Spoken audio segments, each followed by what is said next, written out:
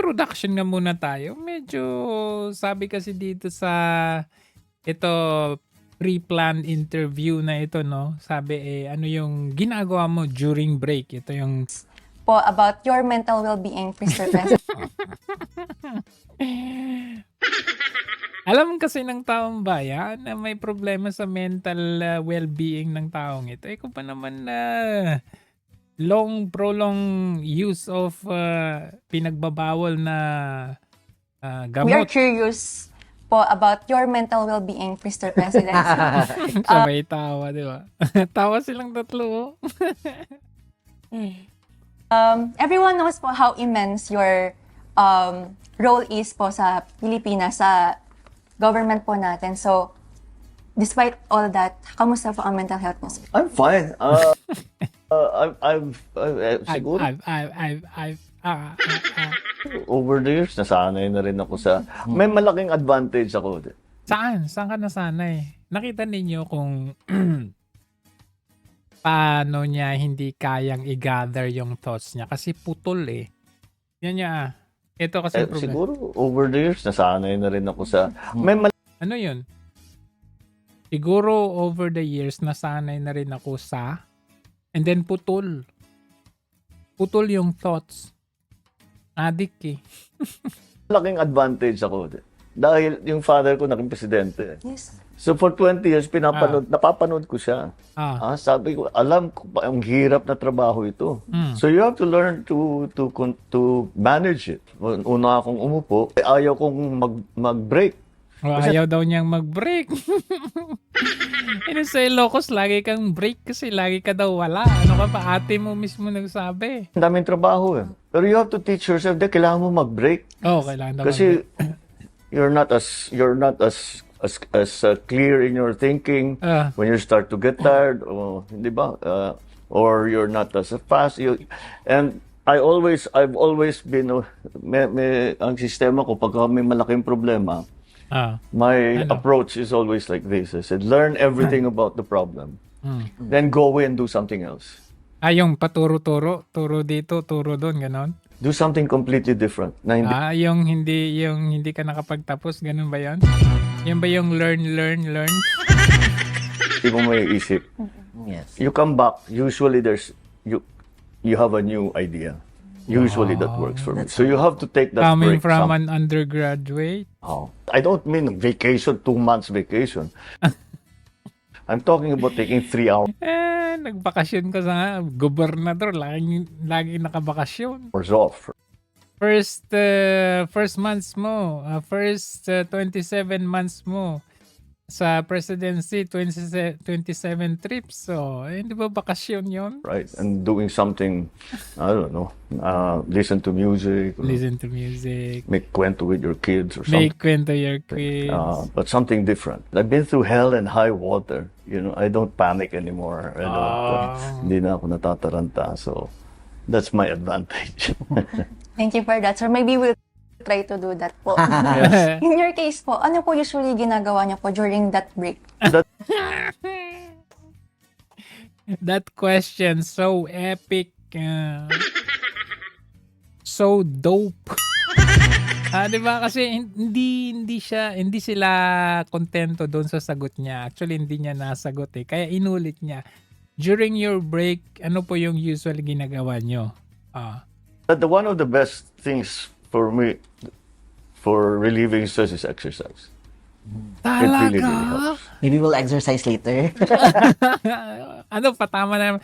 Alam nyo, hindi lang niya kasi masabi, pero during break nila, ito kasi yung ginagawa nila during break. Ganito.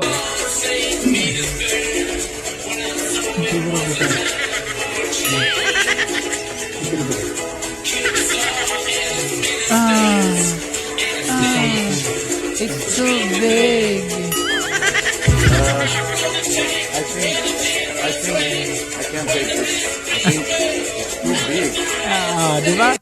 Siya yan eh. Hindi pwedeng AI yan kasi boses na boses. Pangalawa, nag-i-stutter din. I think, it's too big.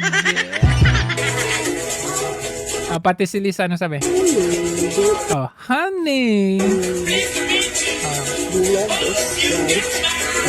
Boses mo lang. Arg! Aray! Yan daw. Yan ang ginagawa niya during break. At siyempre, ate niya mismo nagsabi. Anong sabi ni ate niya? Gising pa lang sa umaga, kasabay ng almusal, marijuana pala. During break yan during break.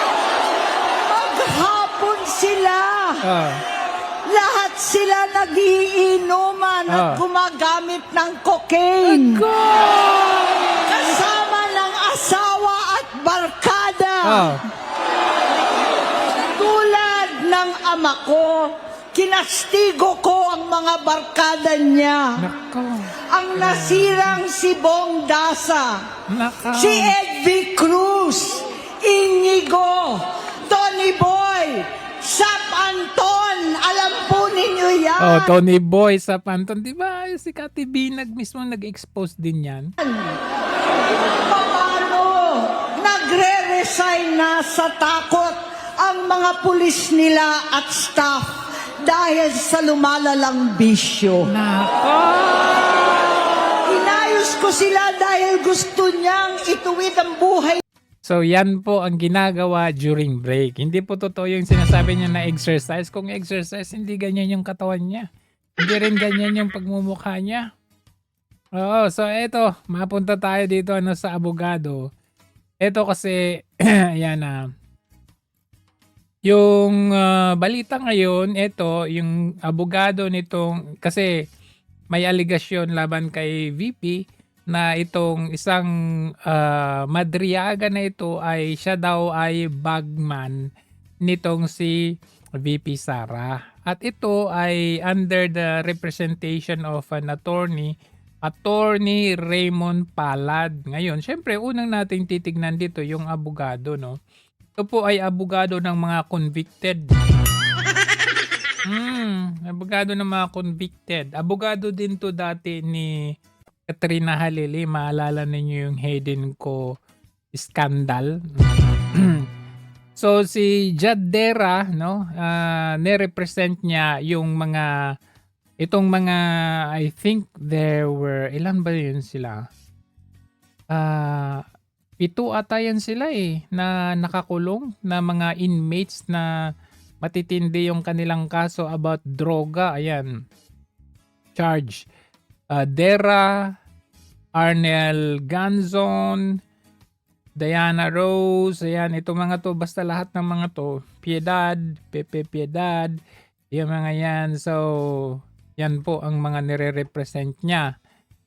And, I just hindi lang ako sure dito, no, pero may nakita akong isang X na account from X, sa Twitter account, Attorney Raymond Palad, nakita ko ang mga posting dito. Join 2017 siya.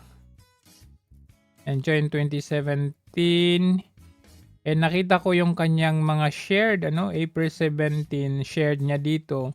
Block Harry Roque's asylum move to the Netherlands. Signed petition. So nagsagawa siya ng petition to block Attorney Harry Roque's asylum. Ito po April 17. Then meron din siyang meron din siyang share, ayan, may I don't know, ayan, share pala, ayan, share na about kay Risa doon sa ni Risa at saka si PRRD noon. Wala po akong ambisyon pumuntang impyerno pa. Ayan, so makikita natin ang connection nung mga to nasa Dilawan. Sa inyo po lahat na bumabatikos, mamatay kayong lahat. Yan kinukondina si Pastor Kibuloy. Ayan, anti-Duterte pala yung abogado na ito. So, ayan po, Ayan ang represented by Attorney Raymond Palad, itong si Ramil Madriaga na di umano, ang alegasyon niya ay siya daw ay isang bagman ni VP Sara during the campaign noong 2022. So ngayon, tignan nga natin ang isa pa sa pinagkaabogaduhan pala nitong si anong pangalan nito? Attorney Raymond Palad. Mapalad ka. Ay si Kerwin Espinosa. So if we try to connect the dot, alam naman natin na si Kerwin Espinosa ay dating nag-testify laban kay Laila de Lima. Tapos ngayon, nag-recant, binawi, hindi raw yun totoo. Ngayon ay dinidiin ang mga Duterte. At ngayon ay tumakbo pang mayor at nanalo pa. Diyos Mayo Marimar. So, titignan natin dito.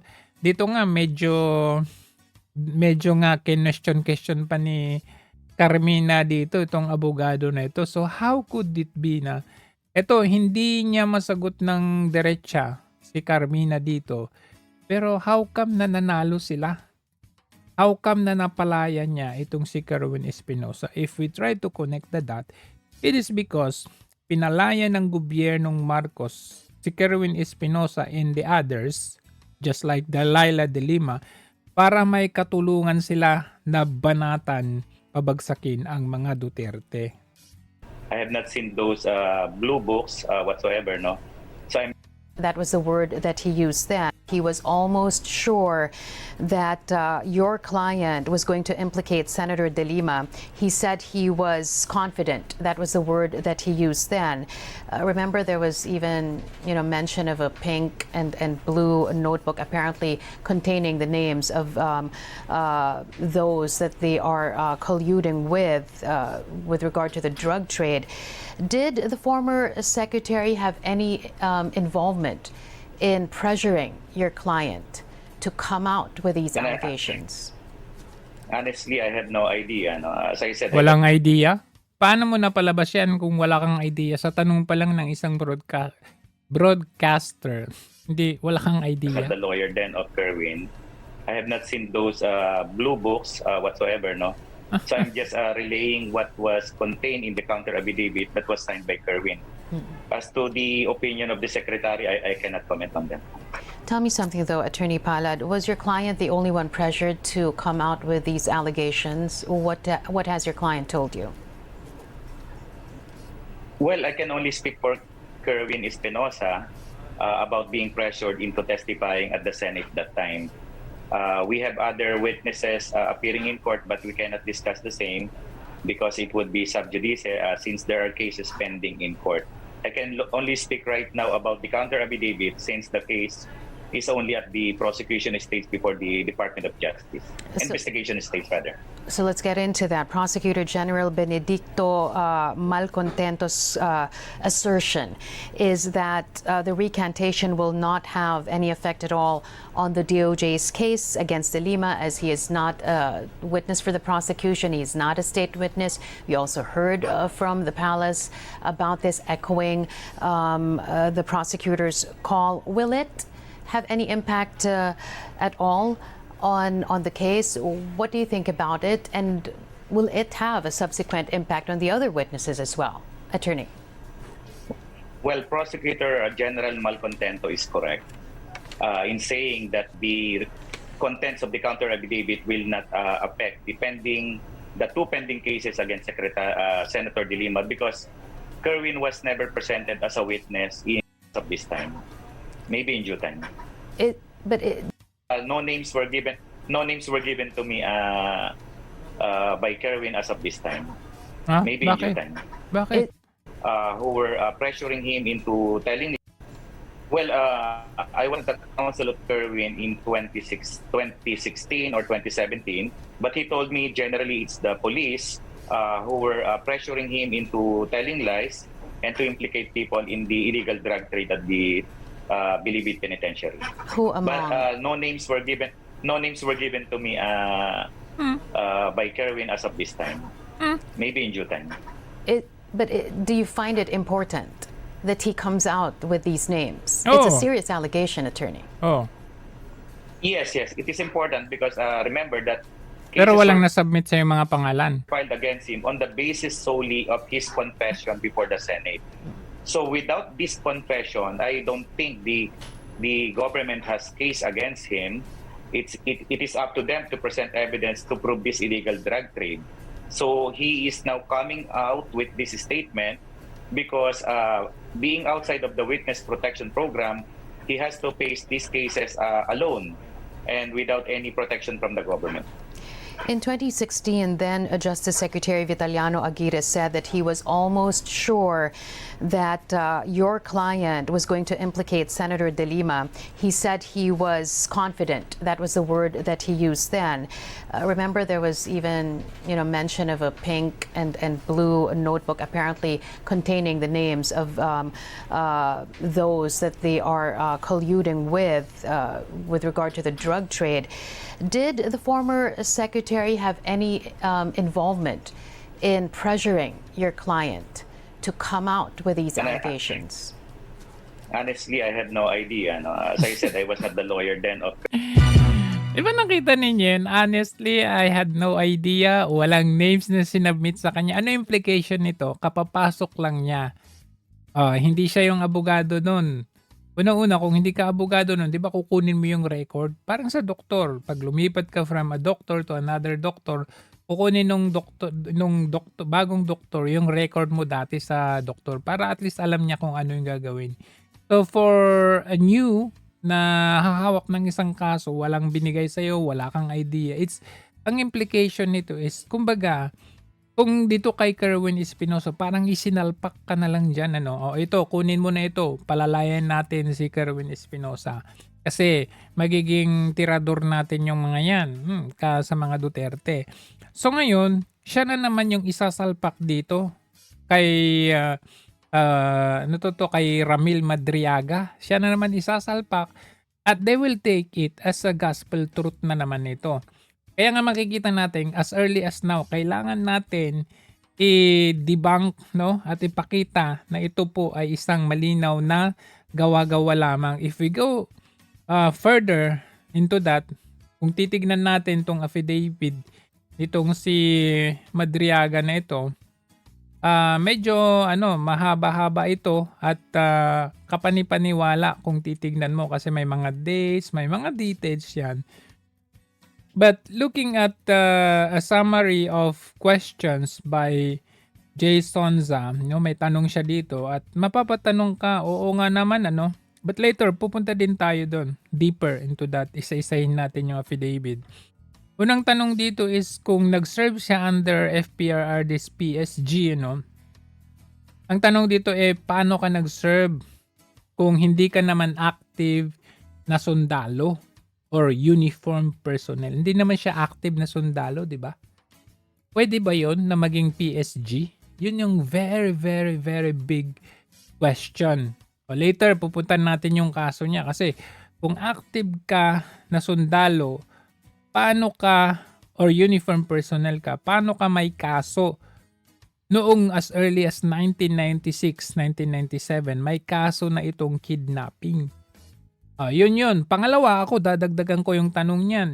Kung may kaso ka ng kidnapping before, do you think kukunin ka ni PRRD or ng any of the Dutertes or even other presidents?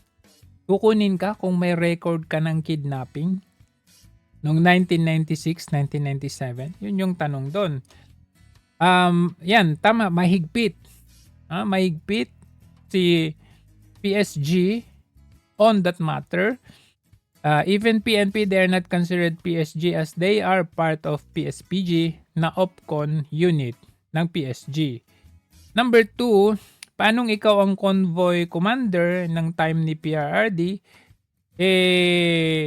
Ay yung mga convoy commander ni FPRRD, according sa record, ay nagtitraining pa yan sila sa Russia at China. Tapos ikaw na walang military background, ikaw yung mapagkatiwalaan, nakahawak ng isang mataas na posisyon bilang group commander. Kataka-taka nga naman, di ba? Number 3, FPRRD respects his PSG.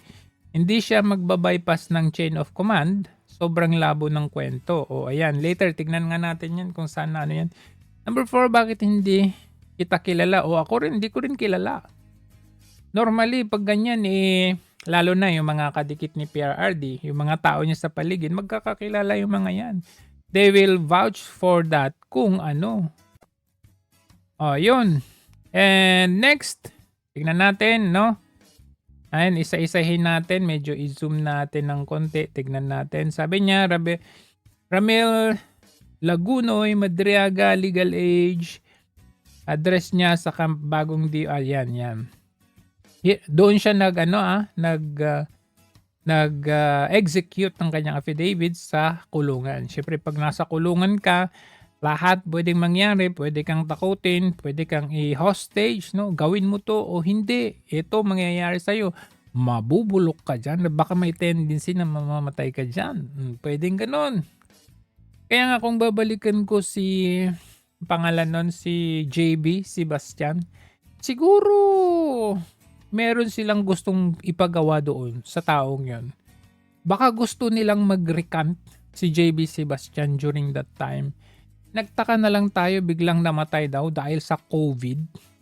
Diba? Hello? Educational background, tignan natin. Nag-College of Law daw siya, 1991 to 1995. 1991 to 1995 sa San Sebastian College. Then, I graduated in 1995 and took the bar exam the same year but did not pass, sabi niya. And then, government service daw siya, 1993 to 2021, work in the following 93 to 95 nga sa Intelligence and Investigation Bureau daw siya. Pero kung titignan natin ang kanyang kaso, ayan po, no, very medyo questionable kasi na-involve nga siya dito sa sila nila James Patalo, Marcaida, Ramil Madriaga, Rosendo Madriaga, and the rest, involved sila sa kidnapping for ransom. Ayan. March 25, 1996, kinidnap nila si Vicente Uy, yan dyan sa may Mandaluyong City. March 26, nagdemand sila ng ransom na 10 million pesos. March 27, na-rescue siya sa Antipolo, Rizal. May 15, amended ang information and charge. Yan, nadagdagdagan, kidnap for ransom. Lower court, yan. Ang lower court na Pasig City, branch 262, convicted si Ramil Madriaga ng kidnapping. At alam niyo ang sentence niya, sentence to death. Sentence to death. Madedeath sentence sana siya ito kasi panahon ito ni Joseph Estrada wherein may death penalty noong araw na yun. So mamamatay sana to dapat. Pero may na-overturn din yung kanyang case sometime in nung hindi na si Estrada yung ang pangulo, no? So balikan natin yung timeline. Sabi niya dito, kasi yan 1996, 'di ba? 1996 nangyari yan. So kung titignan natin yung timeline, ibig mong sabihin kagagraduate mo, nagkidnap ka na kaagad. Diba? Grabe ka naman. Nag-aral siya ng 91 to 95, College of Law. 4 years lang pala yung College of Law. 4 years lang pala. Akala ko 10 years yun. Tapos dito pa lang, isang biruin din yung sworn statement ito, affidavit. Dito pa lang kaduda-duda yung time. Nag-aral siya ng law. 91 to 95. O siguro, sige, sabihin na natin, okay, for the sake of this argument, siguro meron muna siyang isang kurso. Siguro may 4 years or 5-year course siya. bago niya itinuloy sa law. O pwedeng ganun. O sige, sabihin na natin nag-graduate ka na nga ng 1995. Ang siste, nag-graduate ka ng 1995 and then you took the bar exam, hindi ka nag-pass. The same year kagagraduate mo, nag-take ka kagad ng bar exam. Hindi ka pumasa. So, ibig mong sabihin nung hindi ka pumasa, nag-kidnap ka na kaagad. Ayan March 25, yung kidnapping. Oo, may verdict na ang korte. Convicted, death sentence. Ayan, 1996 yon yung conviction. 1996 yung ginawa ninyo, pero kagagraduate mo ng 1995. So, dyan pa lang, medyo grabe na ang kasinungalingan ito. Economic intelligence down ng 93 to 95. So, paano nangyari? Nag-aral ka. Ito hindi ba ninyo talaga kinokorek ito? Nag-aaral siya ng 91 to 95. Pero, ibig sabihin, nag-aaral ka pa lang 1993 hanggang nag-graduate ka, kasama ka na pala sa Intelligence and Investigation Bureau. Grabing kasinungalingan to. Tapos, nag-NSC ISAP ka. Paano ka nag-NSC ISAP? I mean, ito nag-aaral ka ng law ng 91 to 95, tapos kasama ka na sa Investigation Bureau na law ang kinuha mo, hindi naman police ang kinuha mo o ano. Pero dito sa 3A 2-3A Economic Intelligence EIB 93 to 95 hanggang sa nag-graduate. Biruin mo, nag-aaral ka tapos kasama ka sa Investigation Bureau. Hindi ka, ang background mo is law, abogado, kung totoong law ka talaga. NSC at ISAP 2001 to 2015, masyadong mahaba yun. NSC, NBI, Revenue 2018 to 2020. Tapos sa NSC, PSG, GHQ 2018 to 2021. Hindi mo identify dito kung saan ka nag-work mismo, basta ganyan lang. So dito sa date, hindi siya masyadong pulido yung script dito. Parang minadali. Trillanes, galing-galingan mo naman. Gago ka talaga Gago inyo, mga tanga! Tanga talaga.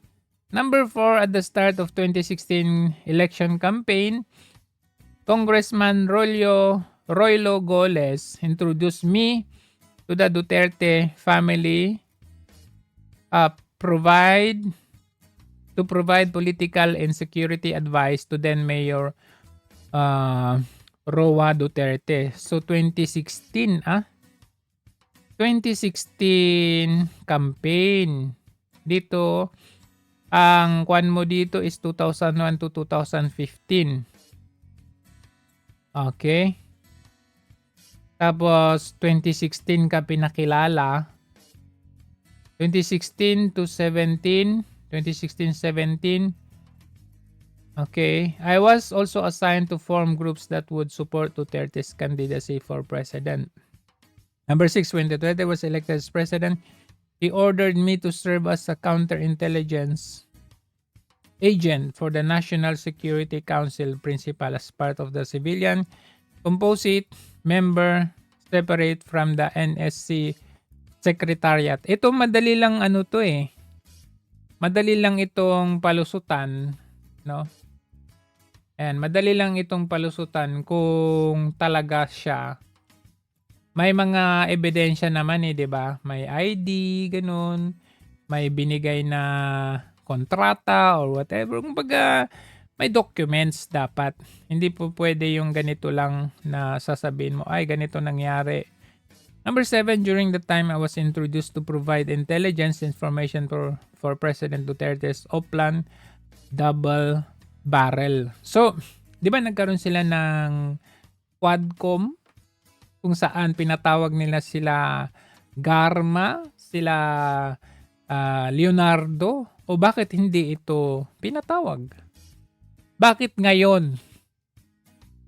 Nakita ninyo yung yung point dito na bakit during Quadcom hearing hindi lumabas yung pangalang ito, Ramil Madriaga.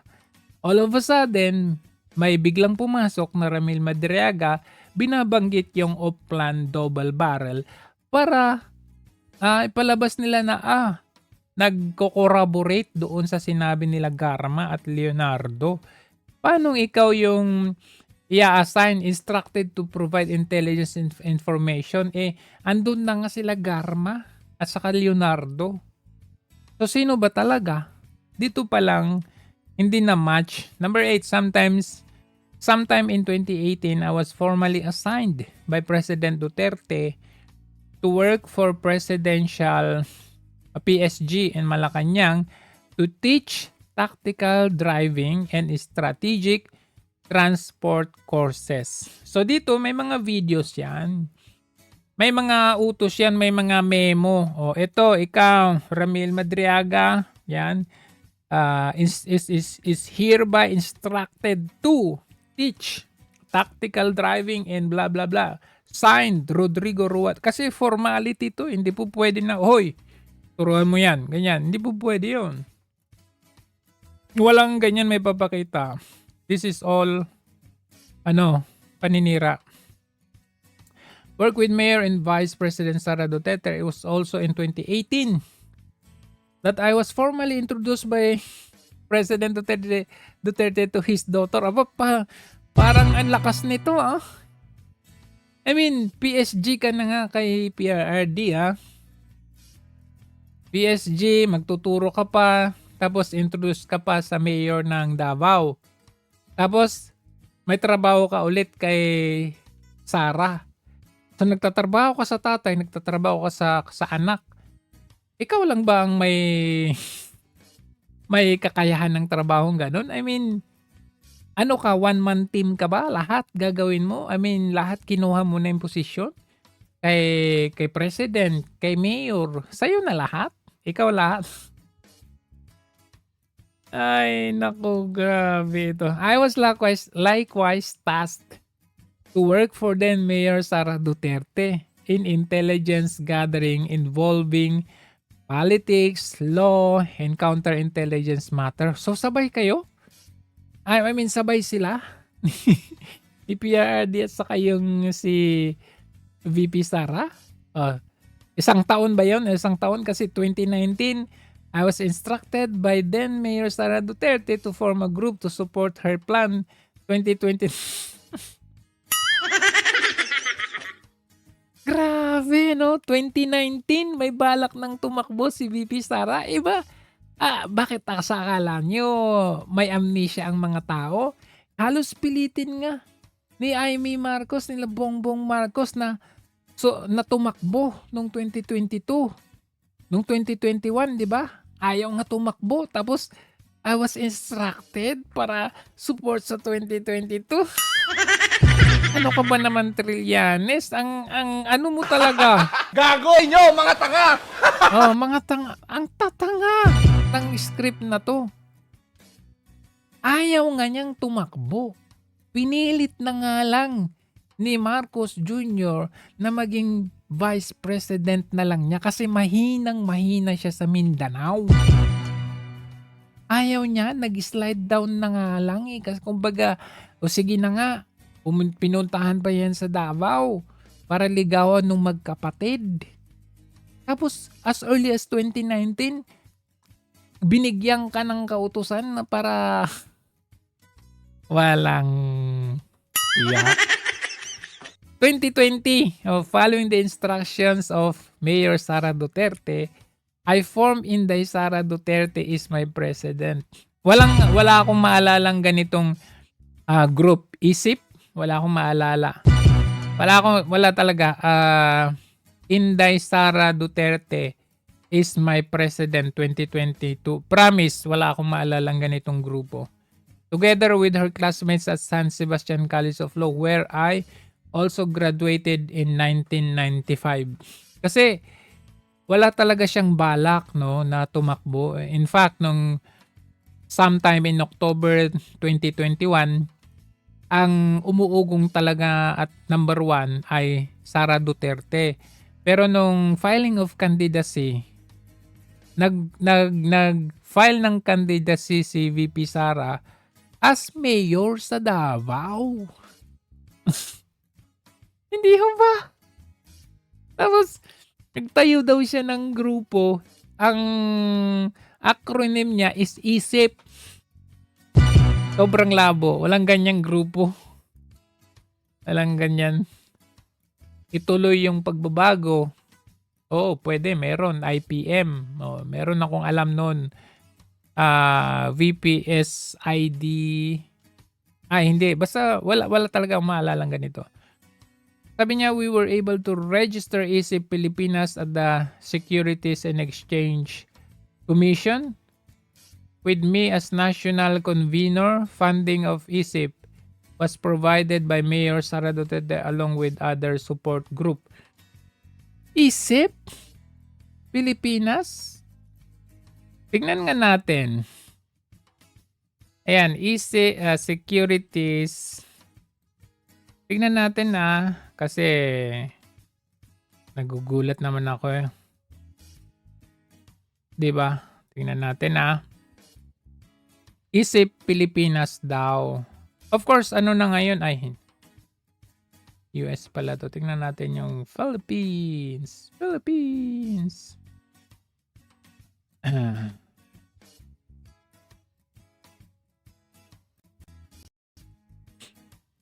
Baka nandito. Tingnan natin. Baka nga naman. Ikaw talaga. Oo.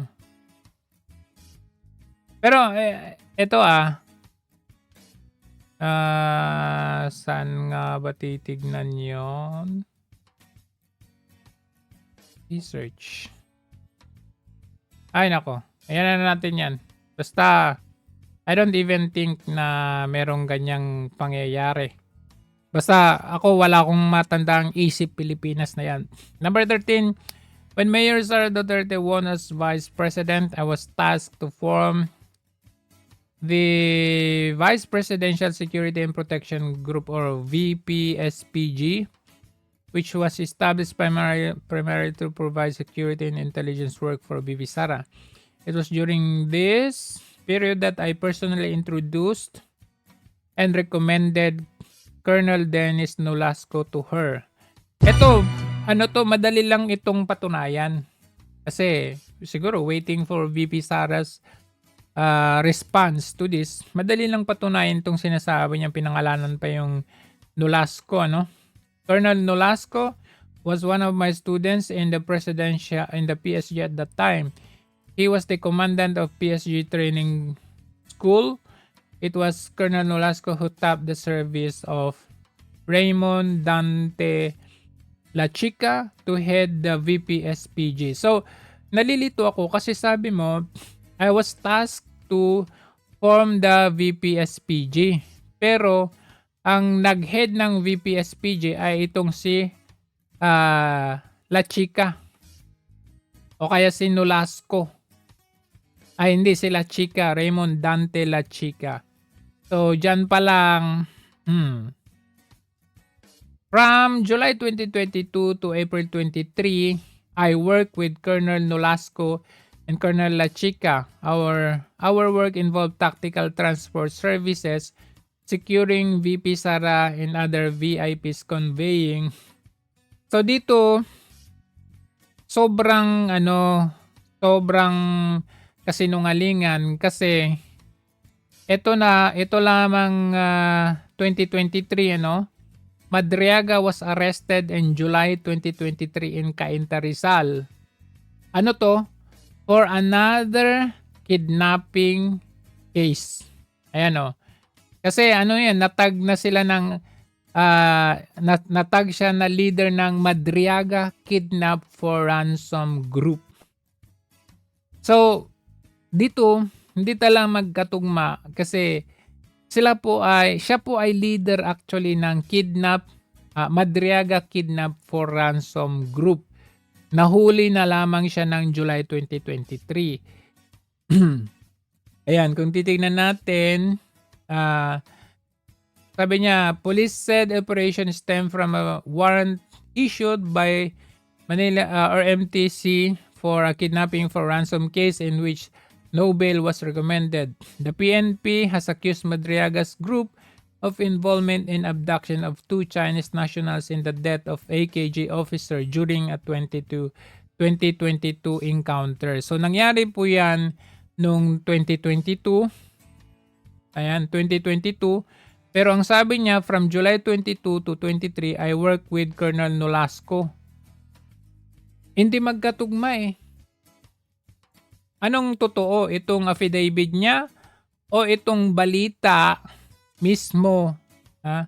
Ito po ay balita ng mainstream media. Hindi ng politiko lang, kahit tignan nyo sa ibang ito po ay balita, hindi po lingid sa kalaman na nahuli si Madriaga noong 2023 for the alleged death of 2 Chinese national noong 2022.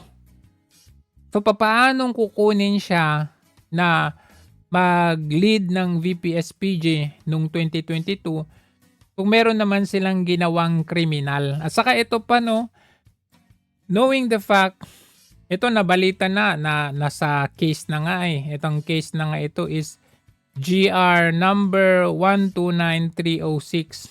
Kasama yan si Ramil Madriaga sa kidnap for ransom noong 1996.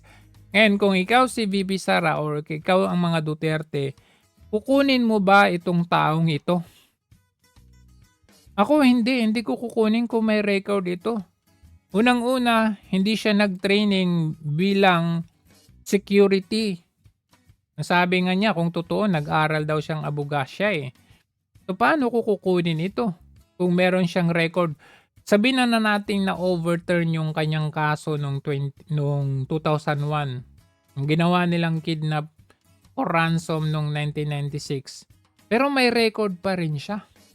At naulit ang kidnapping nitong 2022.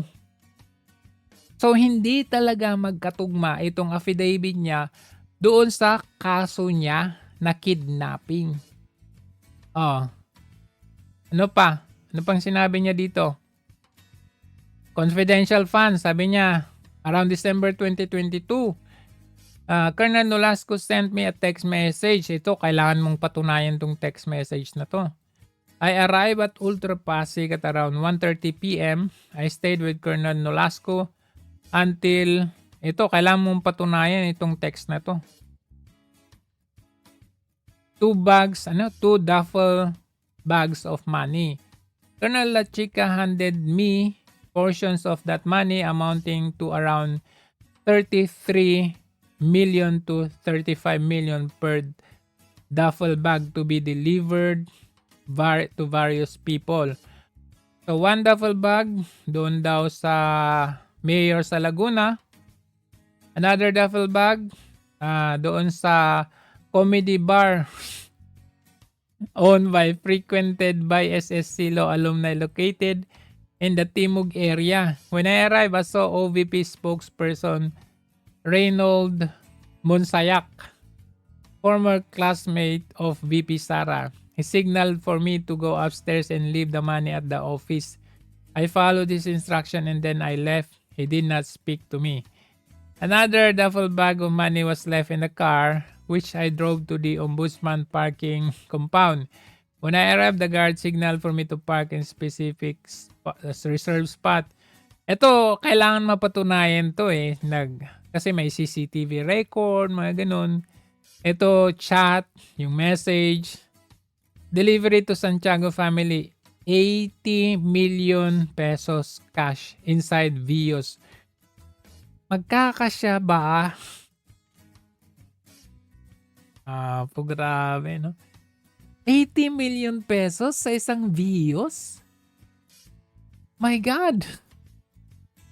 Hindi to magkasya. Anong klaseng pera ito at nagkasya sa Vios? On another occasion, the same period, kahit nga ito, 33 million, di yan magkasya eh.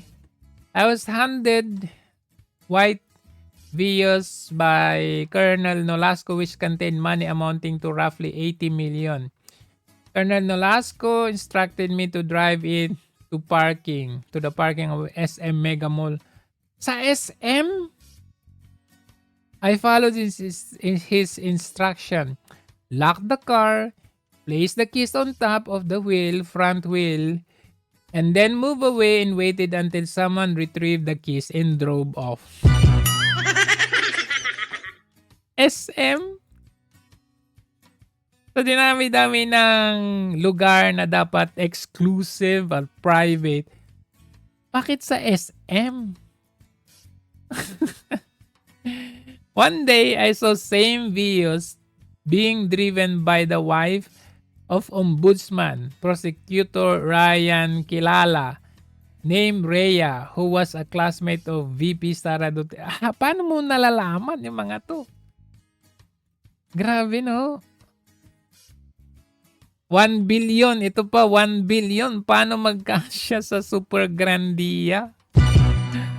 My God, grabe talaga. Around the first quarter of Feb 2020, I was instructed by Master Sergeant Canlas, PSG officer whom I came to know in Davao, to pick up a Super Grandia at Jollibee Kamuning, Quezon City, and deliver it to a car wash along Daang Hari, Muntinlupa. From the meeting point, I was told to proceed to Katarungan village nearby, where I handed the keys to two men who were inside the black Honda Civic. This delivery was later verified through a call from President Duterte himself. This delivery was later verified through a call? Sinong tinawagan ni PRRD? Who confirmed that the vehicle was received by those two men whose name I can no longer recall.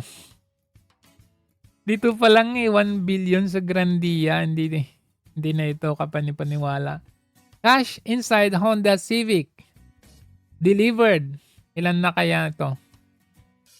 Sometime in January 2022. Ito yung may kaso kayo eh. Ayan oh. Ano sabi mo? Sometime in January 2022. Ayan. PNP Anti-Kidnapping Group successfully arrested the entire members of notorious kidnap for ransom group. Notorious na kidnap for ransom group in a series of operations within a span of 24 hours on July 12, 2023, Cainta, Rizal. Upon receiving intelligence that the Madriaga Kidnap for Ransom Group was planning to regroup, an immediate operation was made by PNP to prevent them from victimizing innocent individuals. So kung ito ay kidnap for ransom group, ito na talagang trabaho nila, mambiktima. Paano sila napasok sa Duterte bilang PSG or security kung sila naman ay Madriaga Kidnap for Ransom Group? The said operation resulted in successful arrest of leader Ramil Lagonoy Ladriaga. Siya yung leader eh. Tapos, natrabaho siya sa Duterte.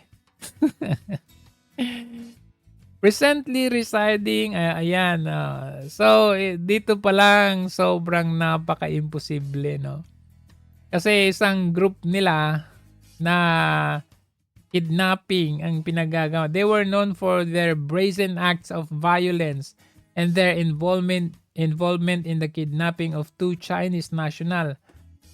Brazen act of violence. Tapos tatanggapin ng mga Duterte sa security nila. This is very absurd. Unbelievable to the max. No? May pinatay sila. May pinatay silang AKJ officer. Oh. Hindi talaga kapani-paniwala to. Sa totoo lang. 'Di ba? January 22 daw, oh. Pick up Honda, planes. Days later, VP Sara again instructed me. Huh? You? Instructed you? Hindi. Kung meron mang ganyan, hindi siya mismo mag-i-instruct sa'yo. Meron siyang staff, chief of staff. Tapos yung chief of staff niya, mag-uutos pa yan ng another tao na magsasabi sa'yo. Hindi mo makakausap even the chief of staff directly. Pero dito, VP Sara again instructed me? Ay, nako, grabe na to. Magnetic lifter, oh. Ayan, no, i-corroborate nila ito doon sa inaano nila kay Mans Carapio at saka kay Pulong. Ito na to. Ito na talaga yung plano nila. Ayan, yung magnetic lifter na yan. Diba? So, paano na tayo maniniwala dito? Ayan, ito, pati yung Pogo, no? Talagang Operation Bring Down Duterte ito ang pinaggagawa nila. And according to our source, kasi binabaliktad nila ngayon, no? Si VP Sara daw ay 2 beses na daw bumisita sa BJMP. Pero ang according sa source dito, Attorney Doc Lorraine Badoy, sabi niya, source says Trillanes and Laila de Lima are frequent visitors of Ramil Madriaga and BJMP. The man claiming to be VP's bagman, diba? Tingnan natin yung sinasabi nila na bumisita. Dito ito yung attorney ni si Raymond Palad. Tingnan natin. Makikita mo the way he delivers, the way na magsalita, the way na mga reasoning niya. Halata talaga nagsisinungaling. Tingnan natin. Amounts that were cited in the affidavit, you have, I think, 33 million in one particular letter C, 1 billion pesos cash inside Supergrandia. How do we know this to be to be an accurate accounting of the money involved? Kasi malaki-laking pera to eh. 1 billion. Actually, tinatanong ko rin yan eh. Siyempre, sobrang laki niyan. Sabi ko, actually, tinatanong ko rin yan eh. Di ba?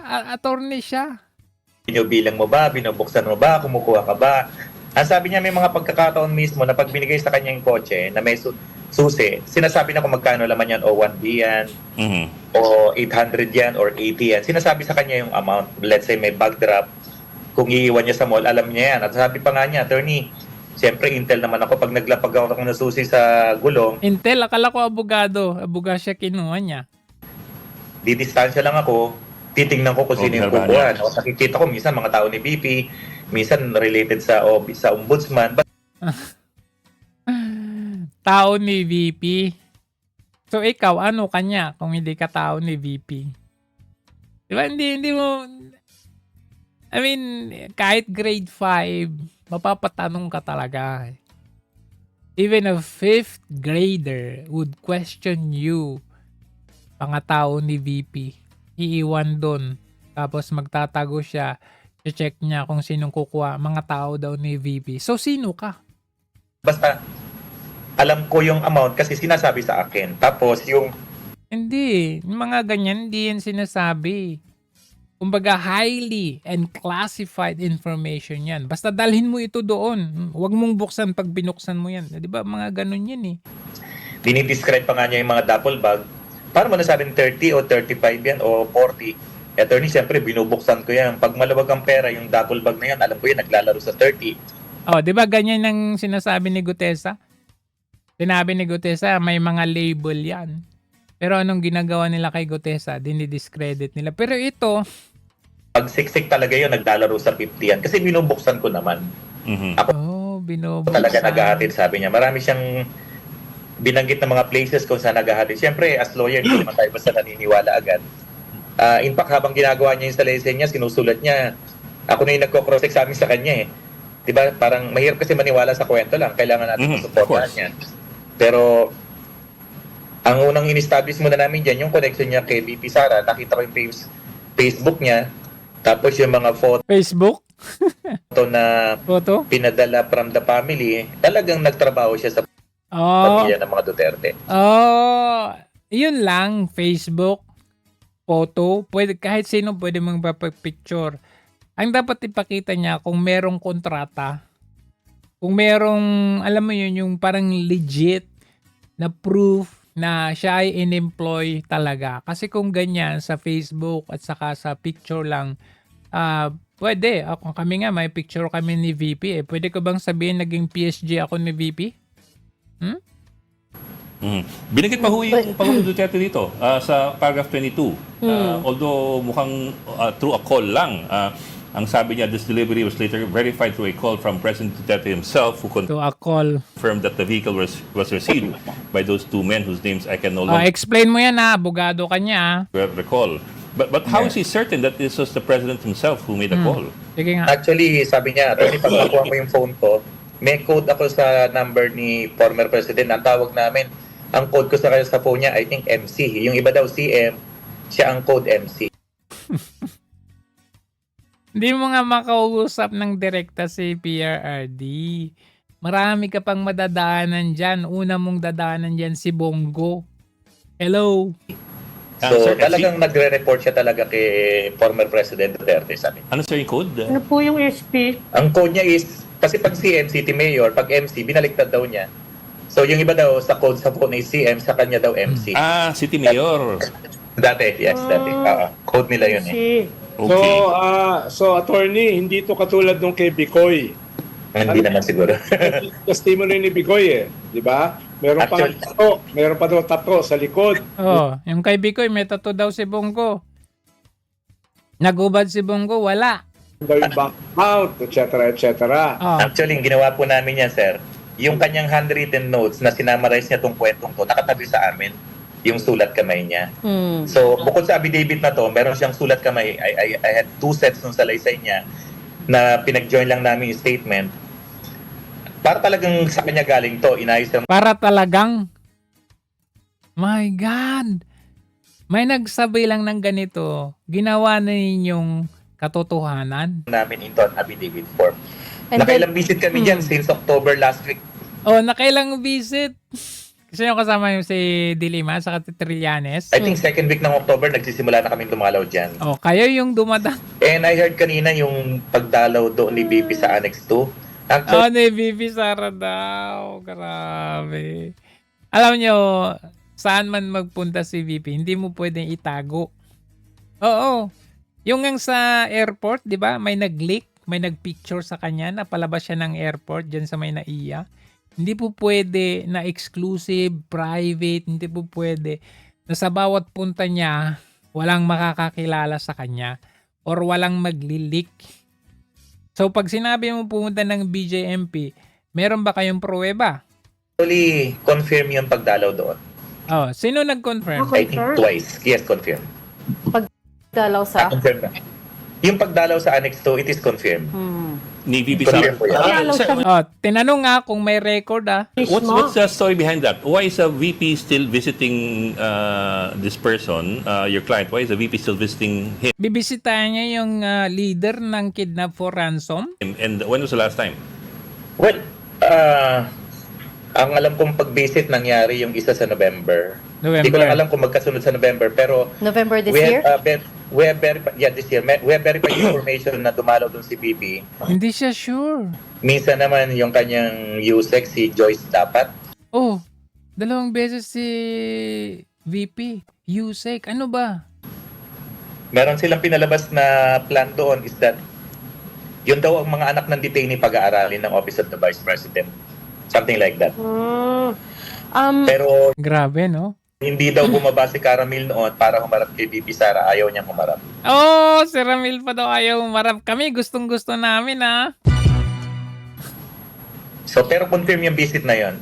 We Confirm. have checked at may mga nagsabi Confirm daw yung visit. Pero nung tinanong siya, meron bang record, logbook? sa aming mga BJMP guards, validated namin from other sources na talagang dumating si BP Sara doon. Attorney, Ang sabi ng jail guard, sabi niya, tapos validated namin from other sources. Ano ba, jail guard ba or other sources? Validated namin from other sources na talagang dumating si VP Sara doon. Attorney. Ano na? Pero confirm yung visit na yun. We have checked at may mga nagsabi sa aming mga BJMP guards. BJMP guard. Validated namin from other sources na talagang dumating si VP Sara doon. Attorney, Apo. so it is on the record sa BJMP, yung Hindi ko lang ho alam kung ni-record nila, pero we have confirmed from all the visitors will Hindi, abogado ka. Ang nagtatanong sa'yo, hindi abogado Ang tanong nila, so confirm daw may record sa BJMP. Tapos anong sagot mo? yung Hindi ko lang ho alam kung ni-record nila, pero we have confirmed from Ha? Automatiko, maglalagin ka doon. all the visitors will be recorded, right? yes, especially lawyers may record Especially kami. high-profile visitor, Oo. VIP. Except high profile kung nire-record nila sa logbook, I doubt, hindi ko alam.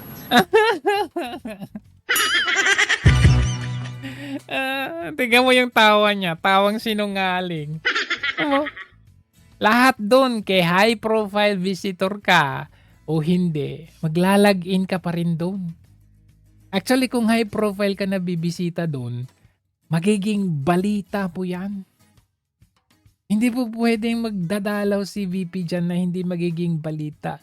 Kung pataguman, hindi pwedeng hindi mag-leak yan. Pero kami, lahat ng visit namin nandoon. Kayo meron lahat, tapos yung si VP wala. Pati yung Notary Public nag-visit, nakalagbook kami. Meron kaming ID, pinipicturean nila yan. And during Hindi kayong tinatanong namin si VP. the meeting, pinipicturean nila kami. I doubt lang ho kung gagawin nila yon kung nandun si VP Sara. Pero confirm po yan. Marami yung BJMP guards na nagsabi sa amin na dumalaw doon. Yes.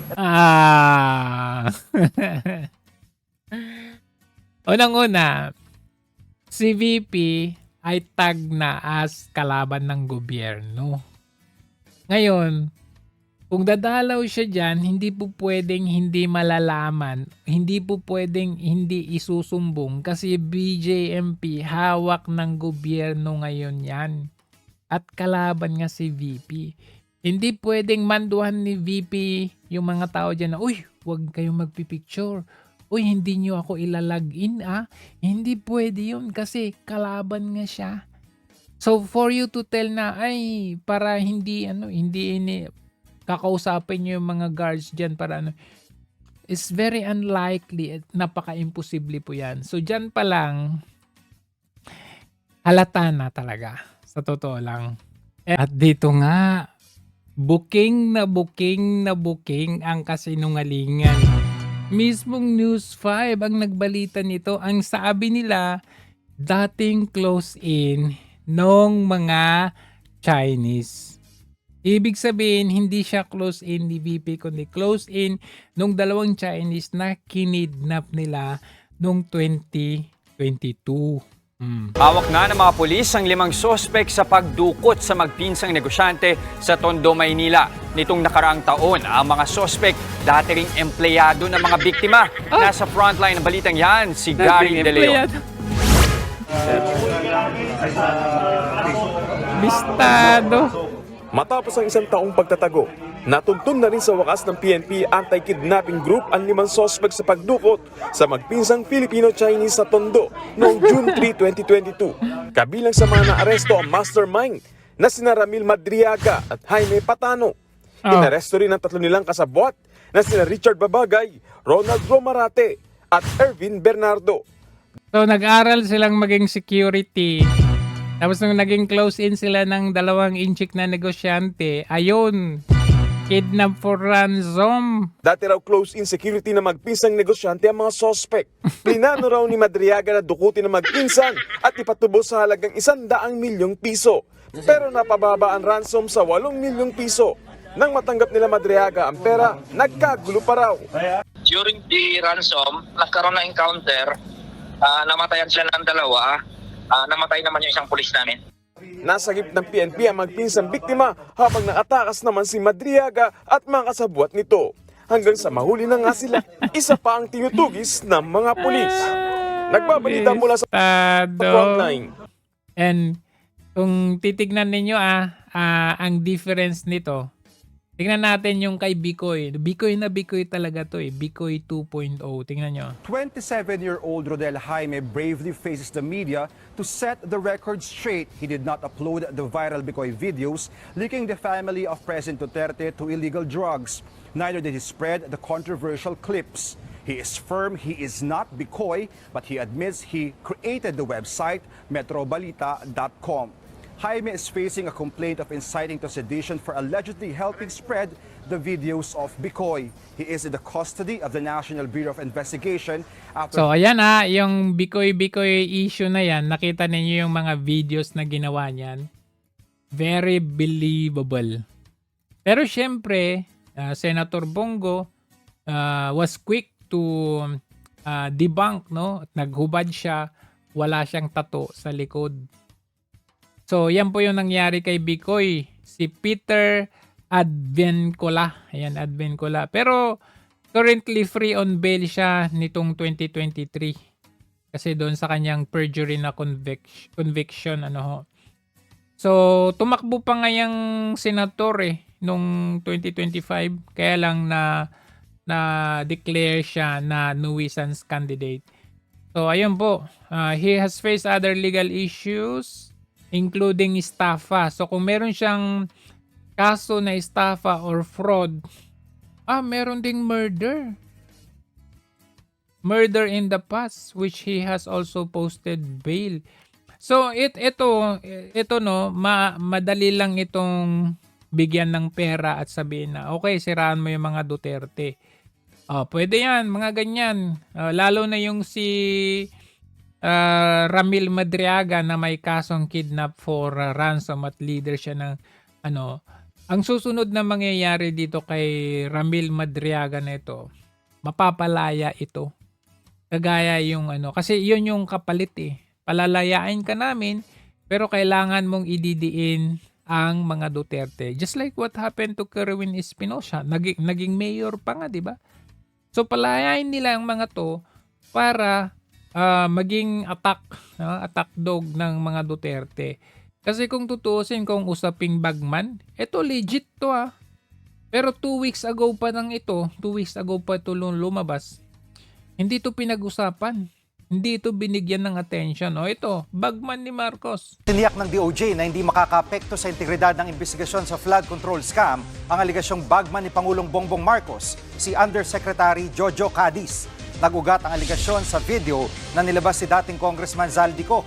Ayon kay Ko, sinabihan daw siya ni Cadiz na nagalit ang Pangulo dahil sa mga nawawalang remittance. Si Cadiz ay isang Ilocano na matagal na umanong may ugnayan sa pamilya Marcos. Wala pang reaksyon si Cadiz sa akusasyon ni Ko. Paglilinaw ng DOJ, walang ginagampan ng papel si Cadiz sa flood control investigation. Nananatili pa rin siyang undersecretary pero naka-leave diba? Pinagtatanggol pa ng DOJ. Mula November 22 hanggang 28.